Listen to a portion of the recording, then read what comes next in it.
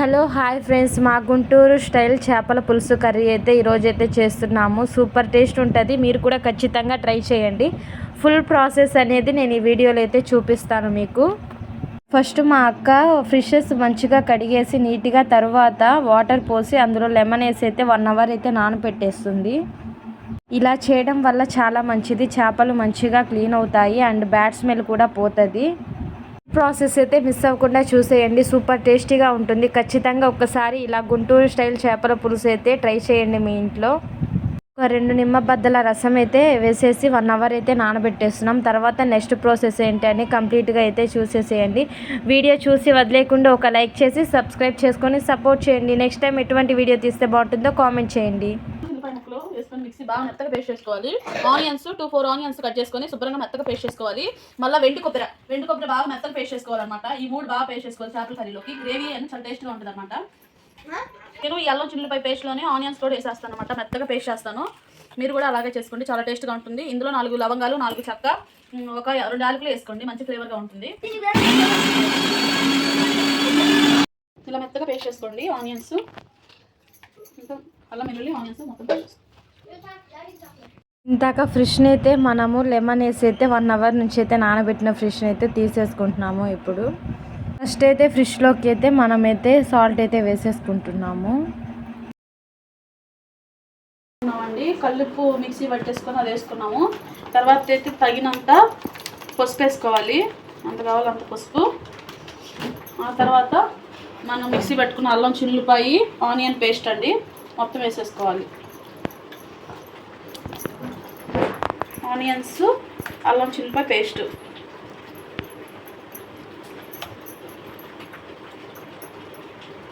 కొంచెం ఫ్రైలోకి తీసాం అనమాట. ఇప్పుడు మనం ఇదంతా బాగా మొక్క పట్టేటట్టు అల్లం చిల్లిపాయ పేస్ట్ కలుపుకోవాలి. ఇలా చేయడం వల్ల మనకు అసలు నీసు వాసన అనేది రాదండి. మొక్క చాలా బాగుంటుంది. టేస్ట్గా గ్రేవీ ఎక్కువ వచ్చింది అన్నమాట కర్రీలో. మనం కొబ్బరి పేస్ట్ కూడా వేసుకుంటామండి ఇందులో. నెక్స్ట్ అది కూడా నేను మీకు చూపిస్తాను ఎప్పుడు వేయాలో. ఇలా బాగా కలుపుకొని ఇప్పుడు మనం ఇందులో తగినంత కారపొడి వేసుకోవాలి. మనకి టేస్ట్కి ఎంత కావాలో అంత కారపొడి వేసుకోవాలి. బాగా ముక్కలు పట్టించుకోవాలి. పసుపును మసాలా అంతా ముక్కలు పట్టించేసుకొని ఇప్పుడు మనం ఇందులో తగినంత కారపొడి తీసుకొని కారపొడి వేసుకుందాం. ఇప్పుడు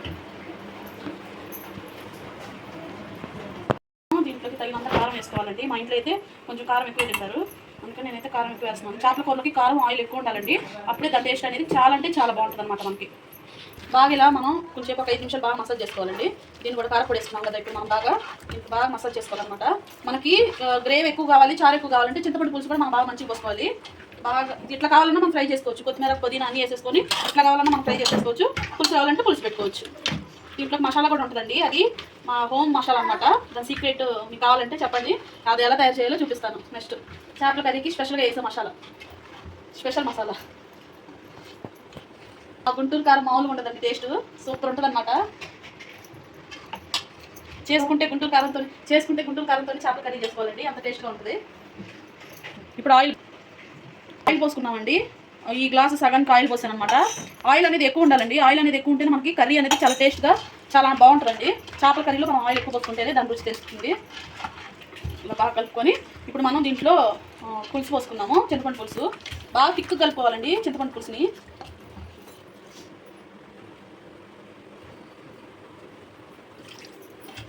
పులుసు బాగా కలుపుకొని మెత్తగా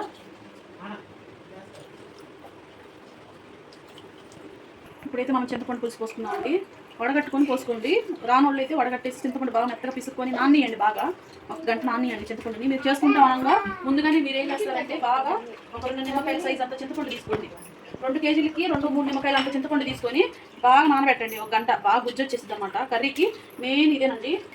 మెయిన్ ఇదే వేసుకోవాలన్నమాట. మనకి కర్రీకి టేస్ట్ పెరగాలంటే చింతపండు పులుసు మీదే ఆధారపడింది. పులుసు కొంచెం తక్కువైనా టేస్ట్ అనేది కొంచెం ఏదోలా ఉంటుంది. కొంచెం పులుసు బాగుంటేనే బాగుంటుంది అనమాట.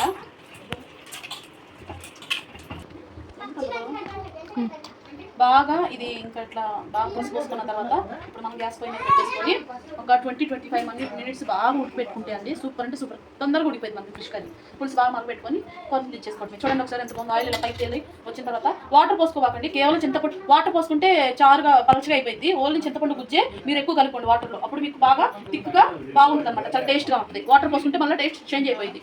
ఓకేనా. ఇప్పుడు ఇది 25 మినిట్స్ మనం పొయ్యి మీద పెట్టుకుందాం. పొయ్యి మీద పెట్టుకున్న తర్వాత ఇందులో కొత్తిమీర మా స్పెషల్ మసాలా వేస్తాము. అది వేసిన తర్వాత అలా మీకు చూపిస్తాం. ఓకేనా.